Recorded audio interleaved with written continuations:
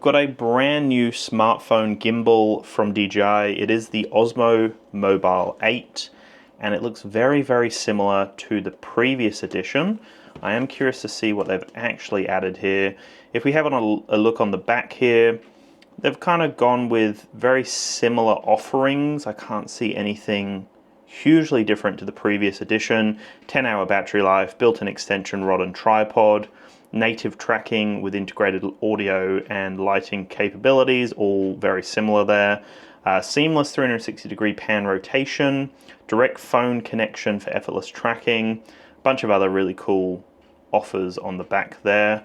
But let's actually have a look at what we get inside, if anything is different in regards to the build quality or in regards to, you know, anything else for that matter. Of course, it doesn't work for me when I'm trying to open it. Okay, let's have a little look inside. There we go. So, we have got a few things in here. So we've got the little info pack as always. Very nice to see. We've got this interesting little triangular cardboard package here, and so this comes with just a few things. Comes with a USB-C to USB-C. Then we've also got this cable here, which is USB-C to USB-C. This would be how you would connect it up to the tracking module and your phone, I would imagine, or to the gimbal, either way.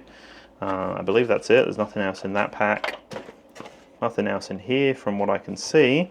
And then just the main piece here. So nice solid bag as always.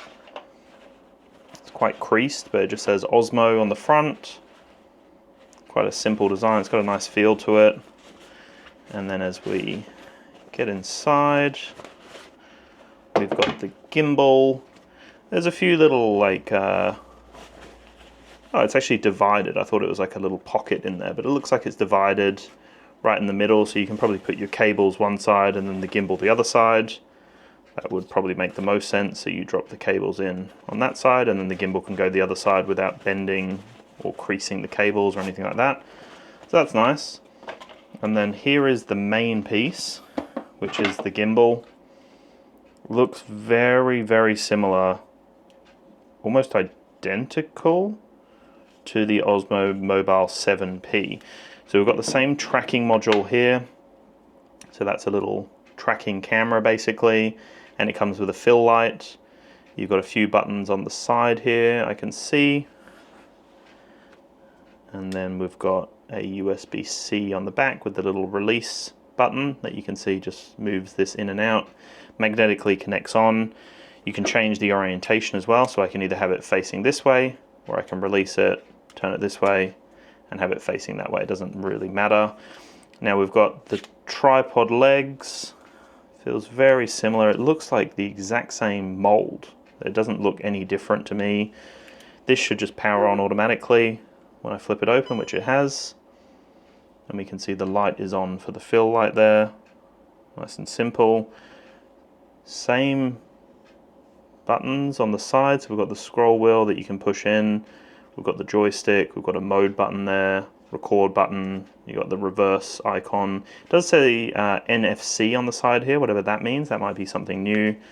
The trigger, it literally looks like the exact same body, basically.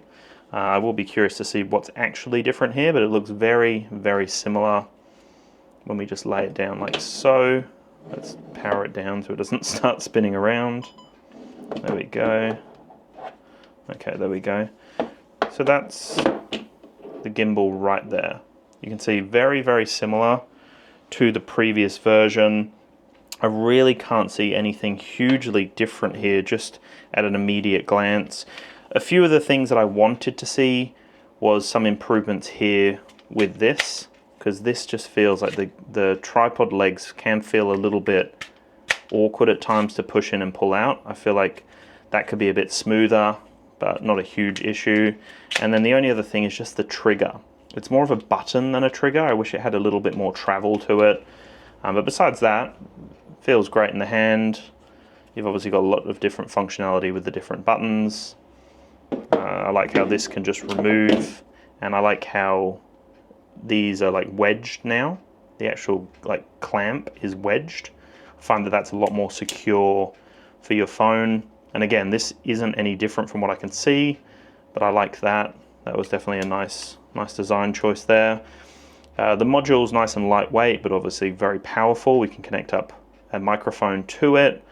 We've got the fill light there, and then that's just a little tracking camera basically, so you don't have to use their application. You can use, you know, a native camera app and can still utilize tracking on it. Yeah, this looks like a very simple upgrade. There's a USB-C here. I can't remember whether that was a thing previously. Let me just remove this so you can see it. But there's now a USB-C right there by the looks of it, which is interesting. It just says out. And then we've got a USB-C here as well, so a couple of USB-Cs on it. The folding mechanism feels the same, everything locks into the same position. Yeah, again, doesn't really feel any different than the previous version, but I will be curious to see what it actually means. The Osmo 7, the Osmo Mobile 8, sorry, how that varies from the 7P and from the Osmo Mobile 7 as well. But it looks like a very standard offering, no huge upgrade from what I can see, but still a very solid gimbal nonetheless for your smartphone. And yeah, I think a lot of people will be looking to upgrade anyway, so this could be well worth looking into.